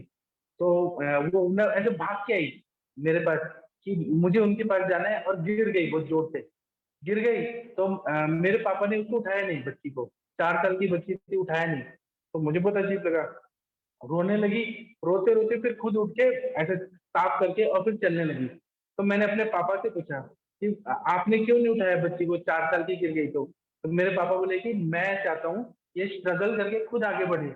आज तो मैं उठा दूंगा, इसको प्यार करूंगा, लाड प्यार करूंगा, तो आज उठा दूंगा, लेकिन स्कूल में जाएगी, वहां गिरेगी तो कौन उठाएगा।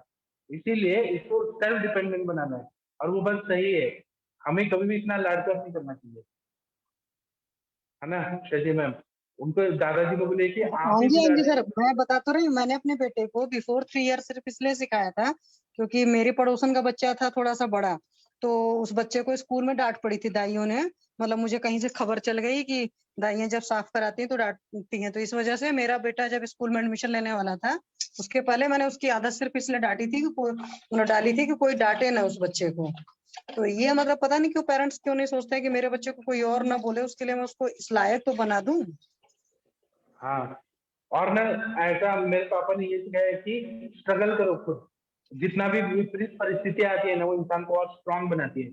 हमें हाँ जी हम हर जगह ढूंढना चाहिए पेरेंट्स के बचाने के हाँ लिए। जी खुद लड़ हाँ झगड़ जी। कर मुझे, मैं स्कूल जा रहा था तो पापा बोलते थे कि लड़ झगड़ के खुद सॉल्व करके आना है, मैं नहीं आऊंगा हर जगह। वो तो है सर। मैं जी मुझे मैडम एक जी सर। केस हमारे जी मेरे मैम, पास जी भी मैम। आते हैं ना माए, बच्चे छोटे बच्चे बोले ना 1 साल अभी हुए तो भी डायपर लगाते हैं ना ये लोग रात को सोते वक्त, डायपर डायपर। और फिर है ना एक बच्चा हमारे ऊपर ही नेबर का है, वो 8 साल तक 8 साल की उम्र तक स्कूल में डायपर जाए।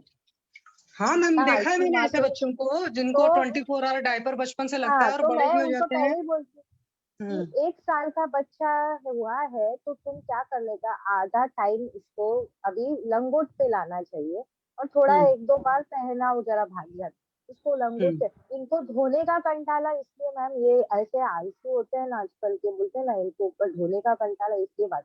और बाद में ये ना बहुत आदत खराब हो जाती है और 5-6 साल के बच्चे डायपर में ही घूम रहे हैं। हाँ मैम, होता है, मैंने देखा है मतलब बच्चे, पता चला उनको जब डायपर पहनाया जाता तब वो पॉटी कर पाते हैं। मैंने तो अपने घर में देखा है, और फिर उसके बाद वैसे नहीं कर पाते तो वो भी टर्न करने में टाइम लगता है। जबकि हम लोग तो अपने बच्चों को प्रॉपर लंगोट में ही पाला था, मतलब डायपर तब लगाते थे जैसे जर्नी उरनी है कि भाई मजबूरी है, मैं गाड़ी में नहीं वॉश हो मैंने भी सकते मैम हो। अपने बेटी को अभी 5-5.5 साल की है, वो भी 1 साल तक मैंने डायपर यूज किया पूरा दिन। और मैं क्या करती थी, चलो 5-6 घंटे नहीं पहनाने का, फिर लंगोट पे ही रखो, बोलते ना ऐसे करके करके उसको मैं छोड़ दिया। और वो उसको पहले दिन से उसको से बोलते ना चलने लगी तो बाथरूम ही लेके जाती थी, टॉयलेट दिखाने का ट्रेनिंग, इधर ही जाना है इधर ही जाना है। तो इसलिए कभी वो ऐसे बाहर नहीं करे, बोलती थी टॉयलेट ही जाना है, मतलब समझ आता है बच्चे को। हमको लगता है वो नहीं समझ, नहीं, छोटे बच्चे को समझ आता है अगर हम उससे जल्दी सिखा देते। जी सॉरी मैम। मैडम। हाँ जी जी सर, बोलिए मैडम। please। हाँ, मैं हाँ ये जी सर, बोलना बोलिए चाहता प्लीज। था। जी मैडम। क्या है कि बच्चों को जैसे टेंशन आता है ना, जैसे सोचने समझने की बात आती है, तो वैसे ही, क्योंकि जानवर जैसे अपने यहाँ पालते, कोई पेट पालते अपन, तो वो भौंकता है, ये करता है, वो करता है। और मेरे यहाँ एक पेट पाला हुआ है मैंने, वो 4 महीने का हुआ है मैडम। लेब्राडॉग है वो। उसको जब पोटी होनी होती है वो भौंकता है, और जो रस्सी लेके आता है वो मेरे हाथ में पकड़ा देता है वो। तो बच्चों में ऐसा कर सकते हैं अपन, जैसे वो तो कुछ फिर ऐसा मतलब। एक्चुअली मेरा कहने का मतलब है, as a doctor, as a वैद्य, हमें अब लोगों को ये इस चीज के लिए भी बोलना पड़ेगा कि आप अपने बच्चों की परवरिश कैसे करिए। अभी तक होता था ना, ये टीचर्स की ड्यूटी होती थी या घर में बड़े बुजुर्गों की ड्यूटी होती थी, बट हमें लगता है कि अभी डॉक्टर्स की भी ड्यूटी है कि वो अपने जो भी पेशेंट है उनको समझाए कि भाई आप अपने बच्चों की परवरिश कर रहे हो तो प्लीज ऐसे करो। जी सर। जी और आपकी बात जी सही है मैडम सर। जी। जी जी जी सर। मैडम जी। जी मैडम। जी sir, thank you sir. Pathak sir. जी सर। प्रणाम मैडम जी। आप प्रणाम लोगों ने सर। जो भी बात किया वो बहुत सही है।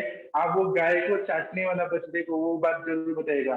बोले पहले आपको खुद सुधरना होगा दादाजी को, तब बच्चे को सुधारने का अपेक्षा सोचिए, तभी वो बीमारी ठीक होगा, नहीं तो नहीं ठीक होगा। हाँ जी सर, मैंने उनको समझाया था क्योंकि उनके अंदर बहुत ज्यादा गिल्ट इस वजह से भी आ गई थी ना कि हर किसी ने घर में ब्लेम करना शुरू कर दिया था कि आपने लाड प्यार में खिलाया है इसलिए बच्चा इतना बीमार हुआ है। फिर तब बेचारे वो भी बहुत परेशान रहे अपनी, मतलब छोड़ छोड़ करके, कोई 2 ड्यूटी करते हैं, नाइट ड्यूटी करते हैं, एक दिन में जॉब करते हैं, मतलब टेक्नीशियन, इलेक्ट्रिशियन। तो 2-2 काम करके तब वो अपने बच्चे को एक अच्छा साथ दे रहे हैं सारी चीजें। तो उनको तो बहुत कोई बात गिल्ट भी आ नहीं, गई थी। कोई बात नहीं, अभी उनको अच्छा करना है, बच्चे का लाइफ को सुधारना है, सब अच्छा रहेगा। जी सर, जी सर, थैंक यू सर। ठीक है, थैंक यू, थैंक यू। अभी हम सेशन बंद कर देते हैं। आप सब लोग खाना पीना खा के सो जाइए। आज का सेशन सभी को अच्छा लगा होगा, ये उम्मीद करता हूँ। थैंक यू, प्रणाम, गुड नाइट, शुभ रात्रि। सर सुबह का लेक्चर रहेगा सर? जरूर रहेगा। हेलो नवीन सर तो, हाँ सर, रहेगा रहेगा, नवीन सर तो करते हैं ना सर, कल सुबह 6 बजे वाला लेक्चर रहेगा ना सर? वो सर के उठने पर है। सर सुबह 6 बजे उठेंगे तो मैं कर दूंगा। सर का कैसे, वो थोड़ा कमर का प्रॉब्लम है ना, तो मैं सर से सुबह कॉल करूंगा, और रहेगा तो ग्रुप में आ जाएगा लिंक। ठीक है sir, thank you sir. Thank you, good night.